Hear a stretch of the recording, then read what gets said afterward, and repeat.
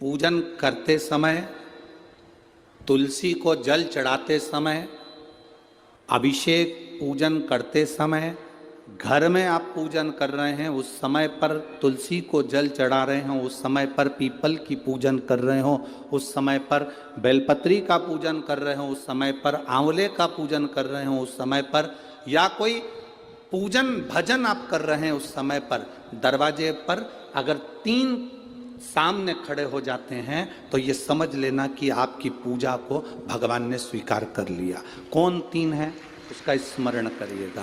पहला, पूजन करते समय, भगवान की आराधना करते समय अंदर मंदिर में अपने घर में बैठकर आप भगवान निहला रहे हैं, भगवान की पूजन कर रहे हैं, अर्चना कर रहे हैं, सेवा कर रहे हैं, माला जाप कर रहे हैं, पूजन अर्चना कर रहे हैं, तुलसी को जल चढ़ा रहे हैं, उस समय पर 3 का दर्शन अगर आपको हो जाता है, आपके दरवाजे पर अगर आ जाते हैं तो आपका समझ लेना पूजा स्वीकार हो गया। पहले नंबर पर पूजन करते समय दरवाजे पर गौ माता आकर खड़ी हो जाए, समझ लो तुम्हारा पूजन सफल हो गया।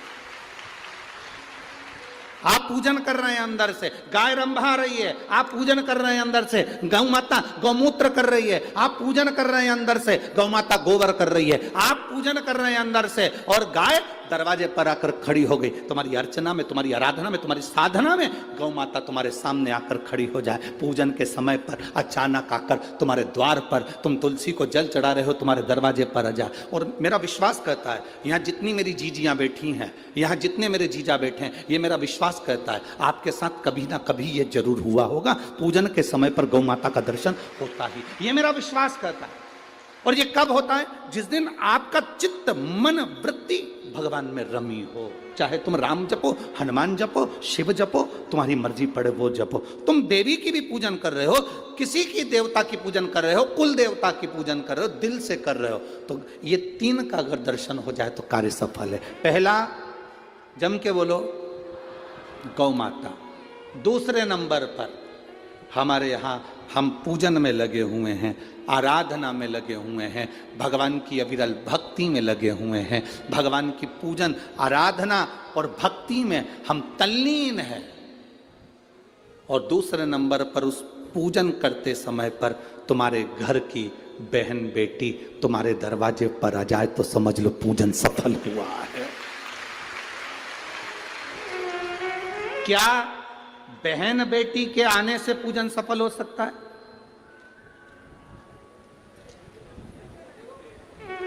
कहां लिखा हुआ है महाराज जी? आप इतनी बड़ी बड़ी बातें कहते हो। पूछने वाले पूछ सकते हैं, कहने वाले कह सकते हैं, आपने कैसे कह दिया कि बहन बेटी के आने से सफल हो जाता करे? तो आप उठाओ, हिमालय राज का बेटा बाणासुर से दोस्ती कर लेता, माता पार्वती का भाई बाणासुर से दोस्ती कर लेता है, और दोस्ती कर लेता है तो उसके चुंगल में फंस जाता है, बाणासुर के चुंगल में। भाई संकट में आ जाता है। आज हिमालय राज और मैनावती दोनों बैठकर भगवान की आराधना कर रहे थे, इतने में पार्वती का आगमन हो जाता है। पार्वती ने आते से ही देखा, पिताजी आप आराधना कर रहे हो, पूजन कर रहे हो, किस लिए, क्यों? मैनावती ने कहा तेरा भाई संकट में घिरा हुआ है। पार्वती ने कहा क्यों चिंता करते हो, क्यों चिंता करते हो? पिताजी मैं आई हूं ना, चिंता मिटा दूंगी, चिंता मिटा दूंगी, आप चिंता ना करें। क्या हुआ? बाणासुर तेरे भाई को कष्ट दे रहा।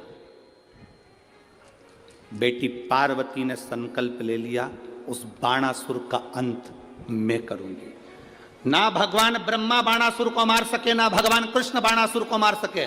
बाणासुर की कन्या भगवान कृष्ण के पास में, वहां उनके पौत्र के पास में गई, भगवान कृष्ण का युद्ध बाणासुर के साथ हुआ, 1000 भुजा, तो बाणासुर को भगवान कृष्ण नहीं मार सके। बाणासुर को न नारायण मार सके, न ब्रह्मा मार सके, बाणासुर को न शंकर मार सके, क्योंकि शिव ने तो वर दिया था।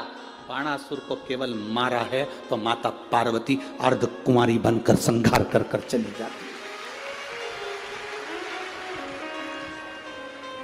कोई तुमसे पूछे कि सियोर वाले महाराज ने कहा कि बहन बेटी के पूजन करते समय अगर बहन बेटी आ जाती है, पूजन करते समय हमारे घर की बहन बेटी, तुम्हारे कुल की बहन बेटी, तुम्हारे घर की बहन बेटी तुम्हारे दरवाजे पर आ गई, भले तुम उसको कुछ दो मत दो, पर बहन बेटी अगर तुम्हारे पूजन के समय पर तुम्हारे क्यों आप लोगों के ऐसा नियम है कि नहीं हमको नहीं मालूम, हमारे यहाँ तो ऐसा नियम है कि जब भी घर में कोई बड़ा आयोजन होता है, शादी होती है, फंक्शन होता है, कोई उद्यापन होता है, कोई चीज़ बड़ी करते हैं, तो सबसे पहले फ़ोन बहन बेटी को लगाते हैं कि हमारी बहन हमारे यहाँ आए, हमारी बेटियाँ, हमारी नंदे हमारे यहाँ आए, हमारी बुआ हमारे यहाँ आए। अब पूछोगे गुरुजी ये प्रसंग बहन बेटी को बुलाने का तो भगवान कृष्ण के यहां से चालू हुआ। नंद बाबा की बहन नंदा आकर घर में रहने लगी और भाभी को जब जापा हुआ तो सबसे पहले नंदा भगवान को हाथ जोड़कर कहती है, बाबा ऐसी कृपा करना, ए बाबा ऐसी कृपा करना, मेरे भैया के यहाँ 60 साल के बाद तो औलाद हो रही है, तो ऐसी कृपा करना कि उनके घर में लड़का हो जाए। और नंदा हाथ जोड़ती जोड़ती जोड़ती जोड़ती यशोदा जी के कक्ष में गई, और जो कक्ष में गई जाकर जो दर्शन करा तो लाला का दर्शन था। नंदा खुश हो गई, थाली उठाकर बजाने लगी कलदार से, और एक थाली को उठाकर उस नंदा ने बजाया, थाली को उठाकर।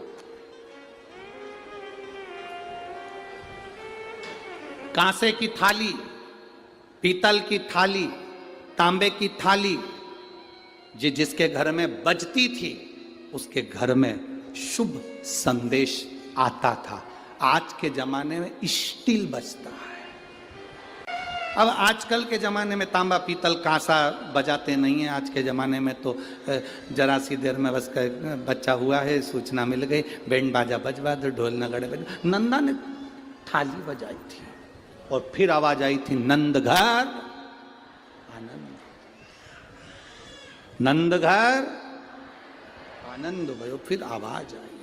भजन करते समय स्मरण करते हुए, नाम जाप करते हुए 3 का दर्शन हो जाए, तुम्हारे दरवाजे पर आ जाए, जीवन की सफलता मानना, पूजन सफल मानना। पहले नंबर पर जम के बोलो गौ माता, दूसरे नंबर पर बहन बेटी, और तीसरे नंबर पर हैं संत गुरुजन, जो निष्कपट भाव के, जो तुम्हारे दरवाजे पर कुछ मांगने नहीं आए हैं। जो मांगने आए हैं वो नहीं, पूजन करते समय तुम्हारे दरवाजे पर कोई संत, कोई ब्राह्मण, कोई गुरुजन, कोई भक्त ऐसा आ जाए जो मांगने नहीं आया, फिर बस तुम्हारे सामने तिलक लगाकर भक्ति में डूबा हुआ, भजन में डूबा हुआ वो तुम्हारे सामने आ जाए, समझ लो कि तुम्हारी पूजन सफल हो गई। मांगने नहीं, मांगने नहीं, केवल आया, भजन गाया, सीताराम कहा, हर हर महादेव कहा, श्री शिवाय नमस्तुभ्यम कहा,